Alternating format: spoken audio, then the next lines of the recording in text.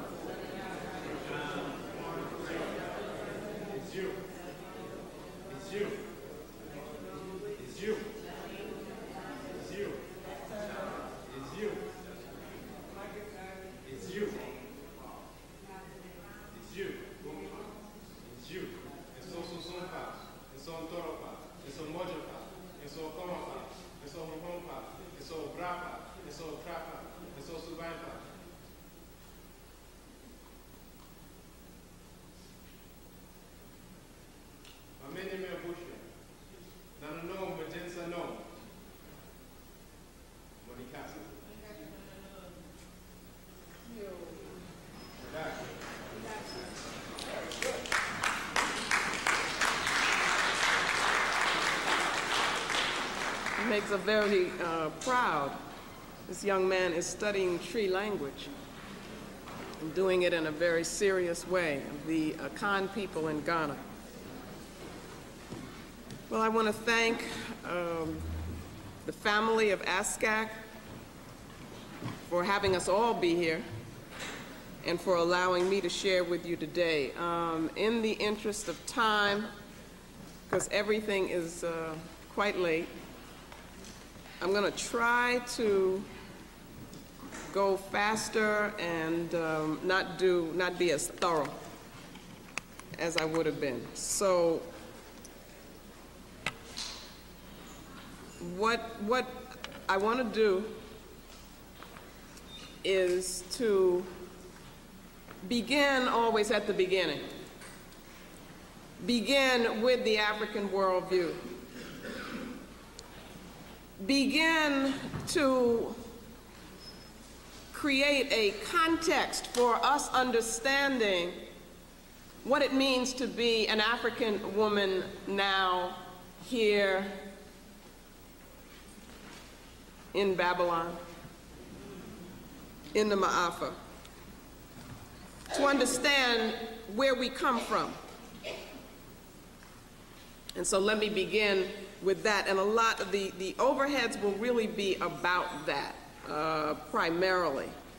Giving some information, and I know a lot of it will be new for people, but it's just to point the way to things that we need to study and we need to go into depth. And so that's assignments for all of us to do the research that needs to be done. Let's begin with the paradigm of healthy development for African people, the natural cycle of African cultural development, development of African civilization. Ma'at, we're going to begin in Ma'at, feel ourselves to be people who begin in Ma'at, and then using the rhythm of Ma'at, we develop African civilization. Ma'at being representing African wholeness, African health, the source of African being, truth, Ma'at, reciprocity, Ma'at. And this is how we begin, and then we develop our civilization. We do the work of that development, which is what our ancestors did. And in so doing, we need to periodically remind ourselves of who we are. This is what our ancestors would do when we were in a situation of health. And so that periodic cleansing and reminding and recentering is Sankofa. Sankofa, a term that we get from the Akan people, the Adinkra symbolic system, Sankofa, return, go back, turn and go back, turn and go back and get, go back and fetch it, return to the source. All of this is in the meaning of Sankofa. And then we would continue our work. If you can see the cycle becomes a spiral, it is a process, and we would move back again to Ma'at, which would inspire us again. You know, we drink from the well again to know what was the truth of our work as African people. And then we would move out again, and we would work again, and we would need to be renewed again, and we would cleanse ourselves, and that would be Sankofa. And what I'm suggesting is that the natural cycle of African cultural development is the alternation, the repetition of Ma'at, Sankofa, Ma'at, Sankofa, Ma'at, Sankofa, and so forth. And you see the umbilical cord, which is connecting us always to Ma'at, the mother. Ma'at, the mother. That divine female principle which inspires us, sets us off on our way, and connects us to the energy force of our beginnings, our wholeness, and our health. So it's in that context that we want to go quickly and look at some of the things that it has meant to be a woman in African health. The next one is just briefly to remind ourselves of Cheikh Anta Diop's work that has come to be called the two-cradle theory, which pointed to the differences, the kind of antithetical relationship or oppositional relationship between the African worldview and the European worldview.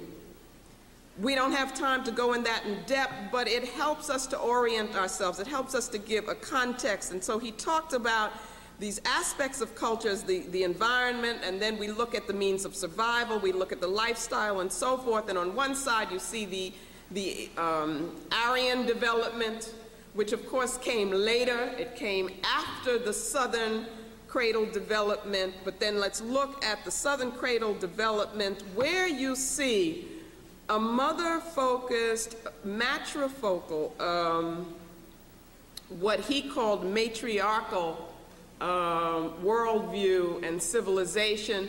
Matriarchal term being used here with some caution because it does not refer to the domination by women or dominance of women. He said that it referred to a society which was in balance and beneficial to the family, to both men and women. So you have this. In the complementary system, you have the OB, who is the male leader of the entire society. And then you have the Omu.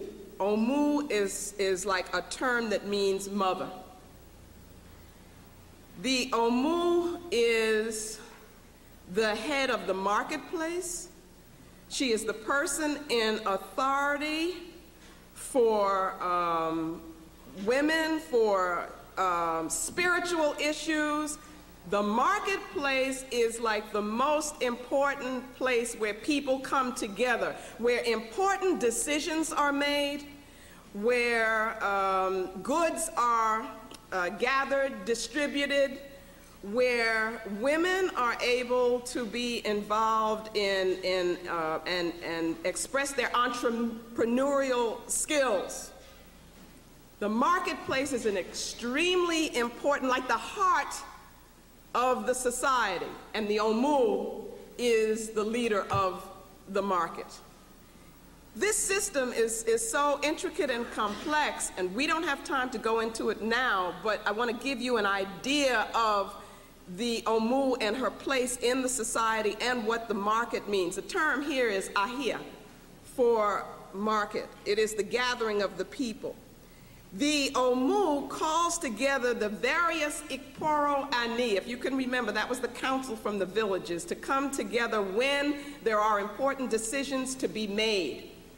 So we have here, among the Igbo, a decentralized, highly organized system of decision-making. The Omu being a central figure as the mother, and the various other representatives informing decisions that are made for the whole, and then them being taken back to the entire society for their approval.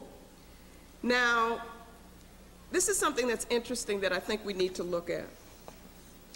And that is that we use the term Queen Mother. But what I'm finding in terms of African society is that to say mother is to say queen. So that it's really in the language is being redundant to say queen mother. It is assumed. It's incorporated in the concept of motherhood. Because motherhood it's a term that means so many things, but it is also, it's a political term. It's a cultural term. It means, it's like a set. It is the one who is responsible for the society in a particular way. The one who nurtures the society, the one who stabilizes the society, all of those things. So Omu would be Queen Mother. And of course we know a lot of other terms. We know Asante Hema, we know, in every Iyalode, all of these terms we have in every African society, which is this mother concept. And this is part of what it means to be an African woman. This is the legacy that we must use to inspire our development, and that brothers and sisters alike must reclaim and learn to use in terms of the strengthening and rebuilding of African civilization. So that's the Igbo.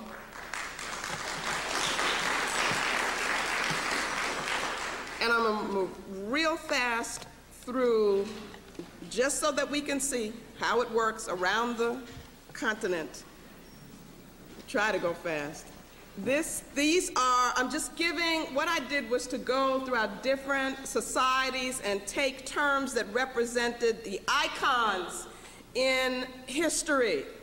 Right? Yeah, that's the one I have. Okay. Mujaji 1, 2, and 3 from Monomatapa. Because we've been looking at just some societies in Africa, but we need to look at Zimbabwe, we need to look at Southern Africa, and see the patterns, the common patterns that we see there. Amina and Zinga, of course, we know, and we are calling forth that spirit every time we name ourselves. When we use these names, we got to understand what that represents. These represent the heroes, the leaders, the warrior heroes of Africa. Ya Asante Wa, Hatshepsut, the various Candaces, because there's a series of Candaces. This is just people who know African history, they will know, and Professor Clark could tell you, this is just the tip of the iceberg. This is very little. So you see, brothers and sisters out there who are doing your research, who are studying, who are preparing yourselves to be the leaders that we need, the organizers, really, that we need, this is what you've got to do. You've got to study this in depth. And this is what Dr. Clark was asking us to do, by the way. Then let's go to the next one, and very quickly, what I call the mothers of the nation. We've already talked about that, the leaders of the women. So among the women, they would also have their leaders. You have the Omu, you have the Iyalode, which is the Yoruba term, the Asantahema, which people know about. And you know there's the complementarity with the Asantaheni. Mafo, coming from Bamaleki people, Nemoye from the Nupe people. The Sowe is from the Sunday Society among the Mende people and other people close to the Mende, Sierra Leone. The Sunday Society is a powerful women's society which is growing. It is growing. It is not, we're not talking about relics, you know, that can be put, as Dr. Clark says, in the trash can of history.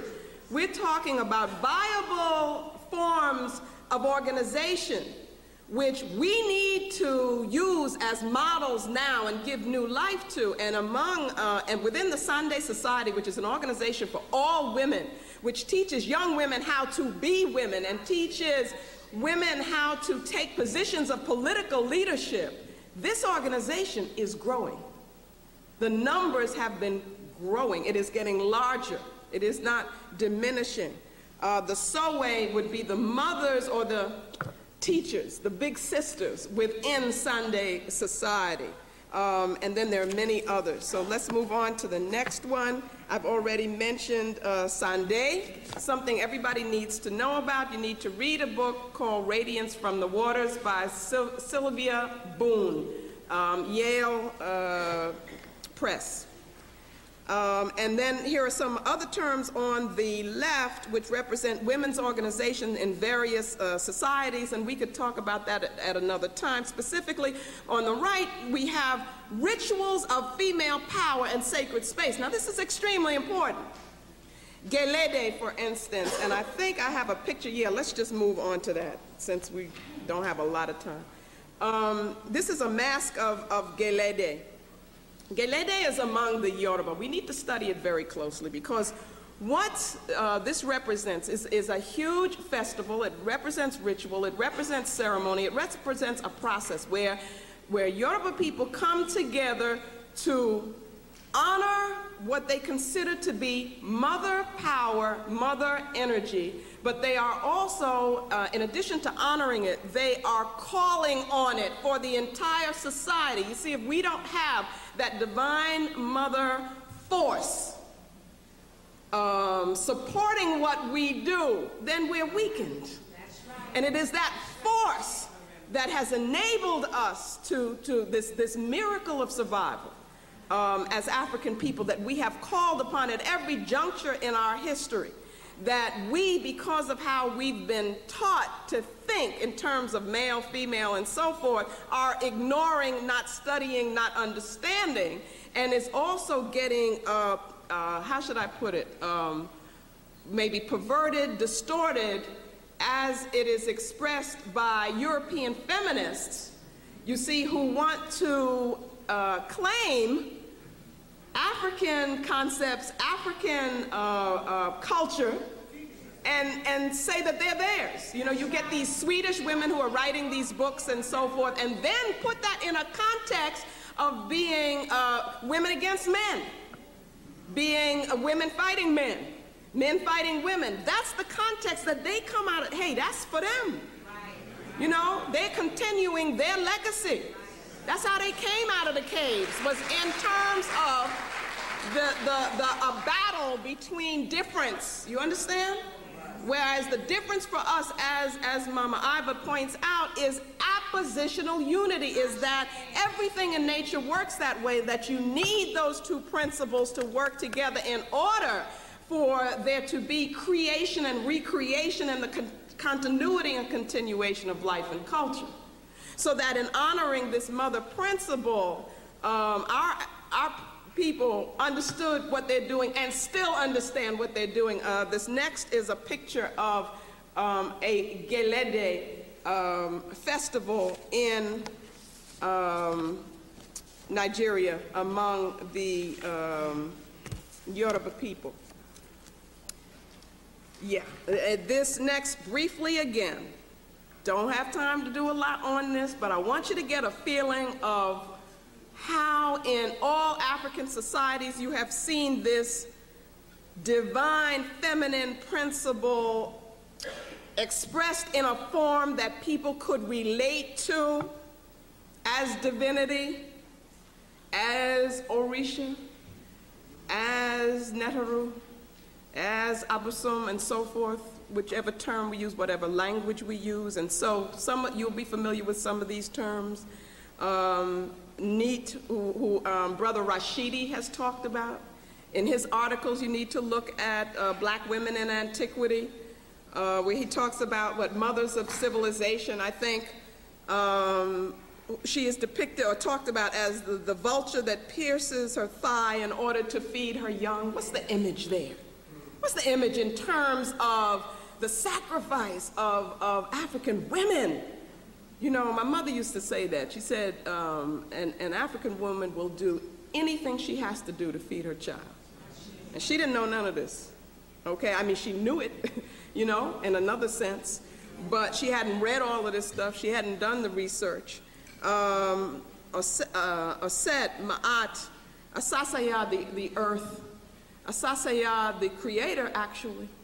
Asasaya, who works along with Nyame, and people need to look at that, Asasaya among the Akan people. Very important, Asasaya.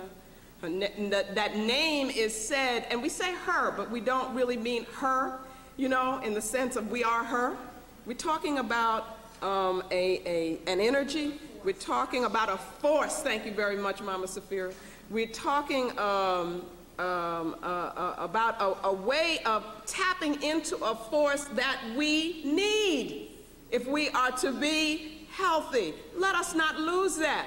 Let us not lose it because of the religious conceptions that we have taken on for survival and then allowed our minds to be, and our spirits to be incarcerated in. Let us not deny this divine female principle, okay? Oya Oshun, Oshun, Oshun. That divinity of femaleness, Oshun, the essence of femininity. Yemoja, the mother. Yemoja, the ocean. These are forces, spirits and energies along with Ogun, Shango, that have allowed us to be warriors on this continent and in South America and in the Caribbean. We have performed ritual dances to them with weapons in our hands because Oya becomes the warrior when she needed to be the warrior. And that's what the African mother does. And the next one is just to show you how the oppositional unity and the complementarity works itself out in African society. So the terms that you're seeing here represent various African societies throughout the continent where you have the male term and then you have a female, and these are positions in the society which work together in a complementary structure. These are models. These are paradigms for political organization, for social organization. These are the ones that we should be using in our organizations. Okay? And I think, okay, now briefly, everything is briefly. And I am going, if you know me, this is going real fast. The life cycle, I just want you to kind of think about that, feel it in your soul, that life as process where we move through stages of development, which is bringing us closer and closer to manifesting as ancestral spirit, which is what is the basis of our society. This is the life cycle, where every stage is connected to every other stage. This is the responsibility of that mother principle to make sure that this thing is happening. And it is through the womb of the woman that is guaranteeing that the life cycle continues. Because it is in our wombs that we carry the ancestors, as well as the ancestors who are the seeds of the future, of the continuity. So this life cycle tells us about the importance of the ancestors who represent our immortality, our continuity, the ancestors who represent our collective consciousness, our ancestral consciousness. And then I have attempted to, well, I'm using some terms, go ahead. Again, if we use this female principle, you see that spiral, you see that it gives you the feeling of the cycle in the womb, using terms from Dogon of the various levels in the process of knowledge. And what I'm showing is how you can take those terms, Jiri-so, Beni-so, Bolo-so, So-dai, So-tani, and Aduno-so, representing ever deepening stages of knowledge and ever expanding horizons and conceptions, so that when Aikwe talks about finding the larger self, that's what we're in the process always of doing. How do you connect this smallest self to the largest self and understand it in those terms and understand it as cosmos? You see, because that's what we are. We are the cosmos. We are the universe. So I'm taking these terms and using them to then, I got 15 more? Is that what I got? Okay.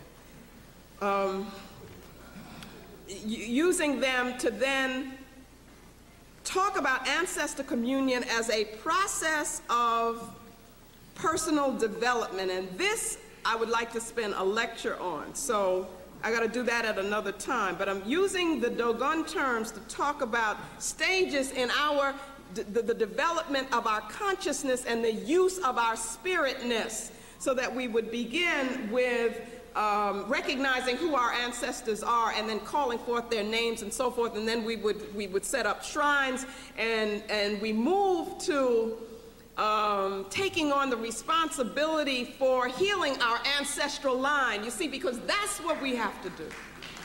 That's what we have to do, and every morning I give thanks, not just to the ancestors whose names I know, but to the names that I don't know, because I think about our ancestors who were creating a cultural womb. That's what the village is. That's what the civilization is. That's what the society is. It is a womb that nurtures us as African people. They lived in those villages, and then they were snatched from them. Snatched from them and stripped of everything they had. Not slowly, but suddenly. It's like if you woke up tomorrow morning and you couldn't find anybody, you were in a place that you didn't recognize, and you didn't have nothing. Now I want you to think about that. I want you to think about what do you do with that, and how do you continue living? Okay? So I think about them, and then I think about them being put in chains and marched down to the coast, and then put into the dungeons, the dank, dark dungeons, in terror, and then being squeezed out through this hole of no return, and then taken down to these ships and put into to the holes of the ships where there wasn't room for a person to be. You had to be cramped like this, and you had to be cramped like that for months, not a night, not a week, but for months. How do you do that? And it has been described by the Europeans who described this scene as talking about the stench of a slaughterhouse. I don't know how many of you have experienced Chicago, but I don't think they have it anymore, but I remember when they used to have the stockyards, the smell of those stockyards. You imagine us having to survive in that, in blood and feces and mucus, but we did, okay? Some of us took the courageous position of survival. That took courage. Others took the courageous position of saying, I'm out of here. I'm not going to deal with that. But the ones who survived, then they're brought to these shores, and then they're put on auction blocks without clothes on, and sold and then put into a situation of terror for hundreds of years and made to work for a demon. Okay? Now, through all of that I've just described, what our ancestors did was to have children. Think about that. They had children. Who had children? Who had children? Who had children? Who had your parents? Who had you? Okay? And that's why you're here. And what does that mean? What does that mean about your life? What does it mean about mine? We made our choice already. We made our choice in the spirit world. We chose to be African so that we could live in such a way that we would avenge our ancestors. That's what we chose.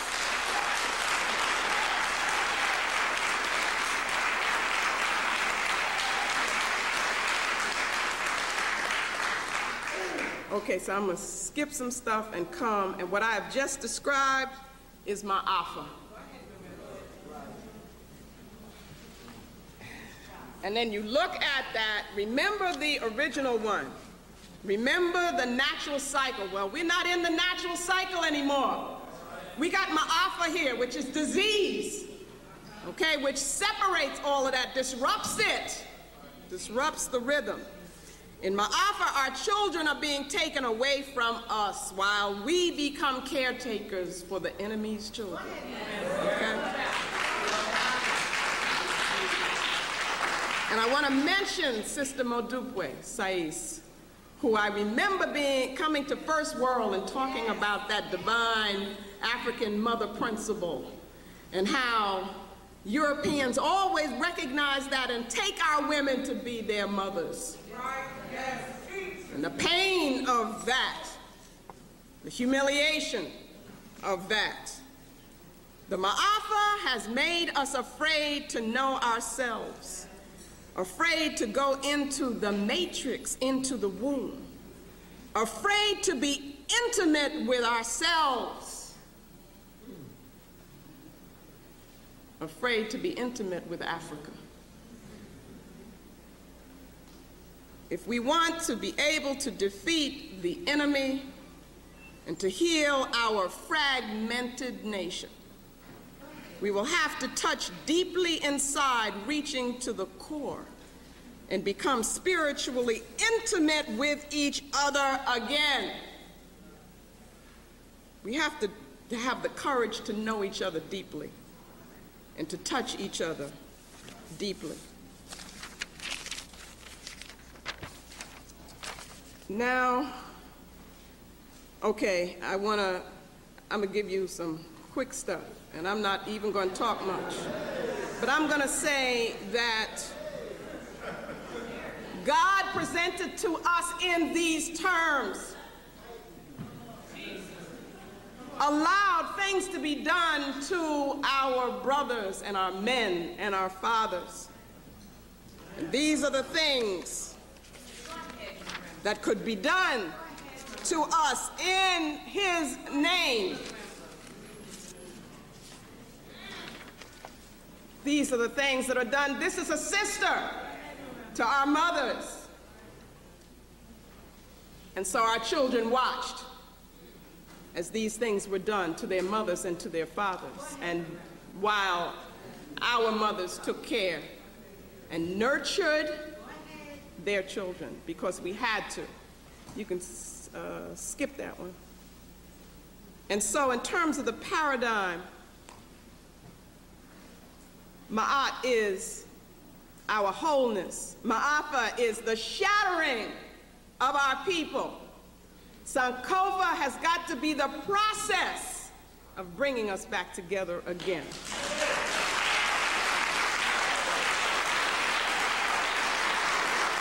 And with the help of Mario Beatty, we are reaching back to see the concepts and ideas and symbols that are there that our ancestors created. And here, this one represents to nurse. This is what Mario has taught me, to nurse, to suckle. And if I had time, I would talk about the significance of what it means to nurse a child. Because in doing that, through that mother's milk comes the ancestral consciousness, the cultural genes. It is a continuation of the womb. Outside of the body is that breast, and African people have understood that. That's why breastfeeding was always so important. And this one, glyph means to nurse or to rear. The concept of rearing, of nurturing a young African being, that is the most politically important act that we can be doing at this time, or ever. And that's the glyph for it. That is the most important thing that we can be doing, and that's the mother principle, and that's what it means to be an African woman. And now I want you to see what it means to be an African woman. In terms of our ancestors, our ancestral legacy. Now let me say this. The pain of the Ma'afa is real, okay? And we're living now in Ma'afa. But there's the glory of what it means to be African, and that's where you get your strength from, to make you know we can do this. Because our mothers did it, our fathers did it. We can do this, we can handle this, okay? Now I want you to look at what's on that screen, on that wall. And you need to look at, please look at me here. Look up there. Because this is affirming and this is victorious. The sign and the symbol, the Muduneta for the Ka. Everybody see it? Yes. Now, if you know anything about Kemet, you know that that is African divinity. All right? That's as divine as you can get. Your Ka. Okay? It is the spirit, the essence of being, the Asili. The next symbol there, which is Kat, again, Mario taught me this stuff, means vagina. Now look at that and think about it as you look about it and feel it as you're looking at it. All right? Why am I talking about something like that here to this audience, you know, in public, a word we don't even use, right? What is that saying? That is associating that part of a woman with the most divine part of humanity. I'm not saying they're doing it. I'm not making this up, right? We just looking at the language. That's what Mario is doing for us. You understand? This next one, baka, means to be pregnant. What is it saying? It is saying to carry the cup, to carry divinity within you. That's what our ancestors felt about being an African woman.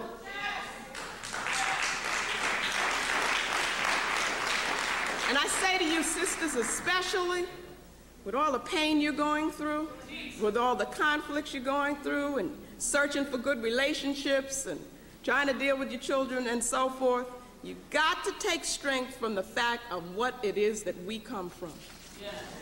And we come from a line of women who are political organizers, women who functioned in support of the collective and part of a collective. All African women belong to a collective of women now. You hear what I'm saying? And what Mama Safira was saying, we have to come together to heal each other, and in that healing is power. Women's collectives. Women speak for the ancestors, okay? When we have our periods, when we have our menses, that is not dirty, that is the connection with the ancestors. And so there's wisdom that's coming through that. And the society would learn from us, so they put us in a special place so that we could connect with the ancestors. We were just taught that last week here by an Akan priest. As African women, we are mothers, which means queen. We give birth to the symbolic. We teach, we heal. We are involved in the womb process, which is the blood of the ancestors. And so the MTDA comes through us, all right? As African women, we represent the continuity and the stability of the society. We represent the culture. We represent the marketplace. We are divine. We are the spiritual leaders and thinkers. And so our men can support us in that, help us in that, work with us in that, and we support them because we come together on the level of society and family, and we are one. That's what it means to be African. It ain't about fighting each other, but we have got to affirm who we are because the power in being an African woman is tremendous. And what we're going to end with, and I've skipped a whole lot of stuff, but we're going to end with, we're not even going to do that, G.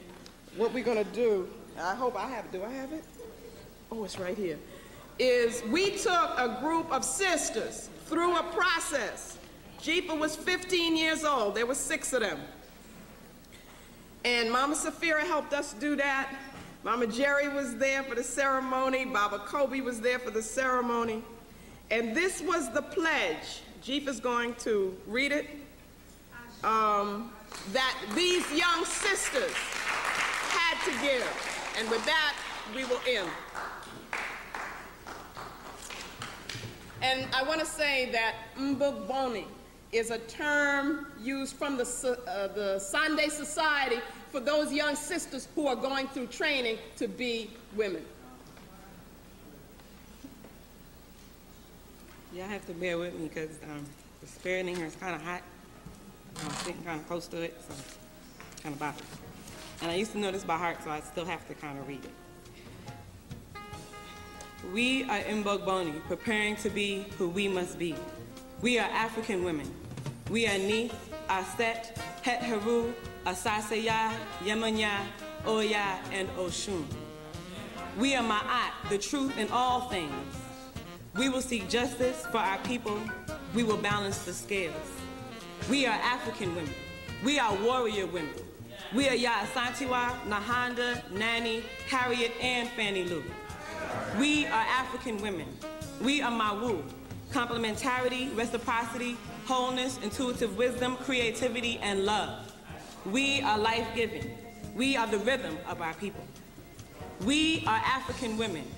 We are Mutnater, divine motherhood. We are the moral sanction of our community, our people's connection to their ancestors and to those yet to come. We are nurturing, caring, proud, determined, and serious. We are the teachers of the way. We are the blood of our people. We are African women. With our men, we will build families for the future, and with them, we will produce African children so that our nation may grow and the ancestors may be reborn. We are the continuity of our people. We are African women. We are preparing to be the organizers, revolutionaries, visionaries, and nation builders of tomorrow. We are accountable to the ancestors, and we will avenge their spirits. We will live for our people and die for them, if necessary. We are the destiny of our people. We are African women. We are the healers of the race, the spirituality of our people. We are in Bogboni, preparing to be who we must be.